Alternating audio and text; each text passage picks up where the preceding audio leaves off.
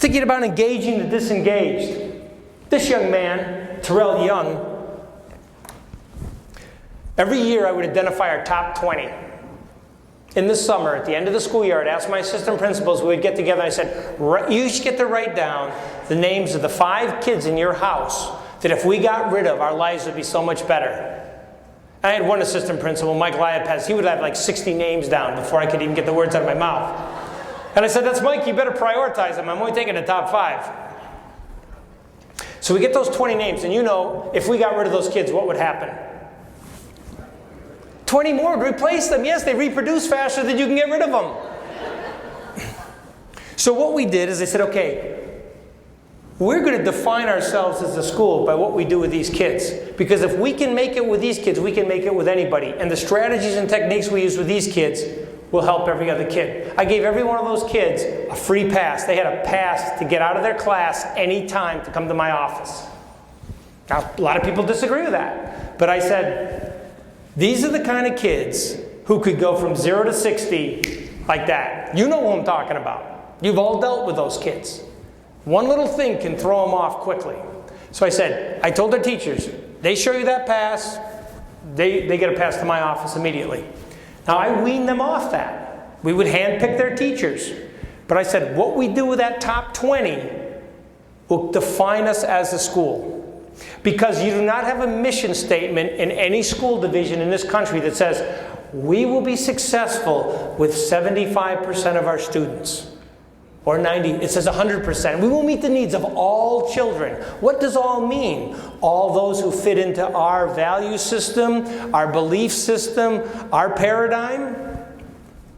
Well, so keep that top 20 in mind for a second. We're going to come back to that. Terrell, I'm walking down the hallway one day, and it's October. We've been in school for about a month or so, and I see this young man, and the hallways are empty, classes were in session.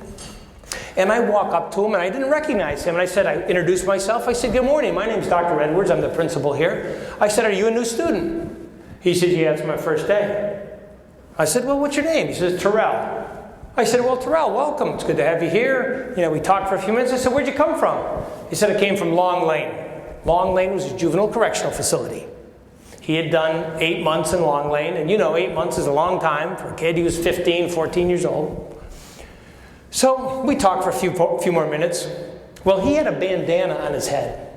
And that bandana had some very inappropriate language on it. So I said, you know, I need you to take that bandana off your head and put it in your pocket. I said, it's just not appropriate for school. Now, what was the problem?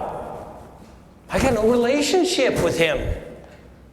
I've only known him for 2 minutes. So he started getting agitated, and he said, you know, somebody thinks I'm going to take this off. Something's going to happen to him. But I looked around, there was nobody else there. I figured he meant me.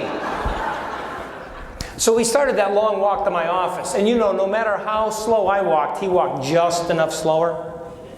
I think this encounter started on Monday. We got to my office on Wednesday. Well, anyway, we get to my office by now. He's punching his fist. He's all agitated. I go, what the heck am I going to do with Terrell? I said, Terrell, do you have any friends here? He says, I got boys here. I said, you have boys here? Who are your boys? He says, Jarrell's my boy. I said, Jarrell Mims? I said, Jarrell Mims, he's my boy too. Small world. He's one of my top 20. I've been feeding him Girl Scout cookies and juice for 2 years. Put 25 pounds on him. I told my secretary, I said, get Jarrell down here. Well, Jarrell comes in, he goes, hey, D.E., what's up? I said, do you know Terrell? Before I could get the words out of my mouth, he said, Terrell, take that thing off your head. He said, D.E. is cool.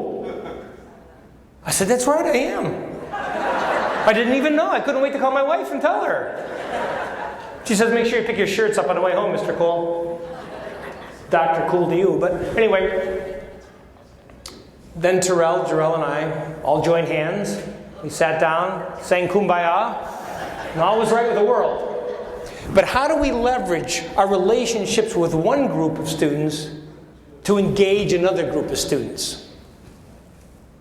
Build a network. Build a network with your students. Build a network with the people here. Build a network with the business community. Extend yourself. The biggest problem we make sometimes is we go and ask people for something. Don't ask for anything. If you don't ask, they'll give it to you, especially over time.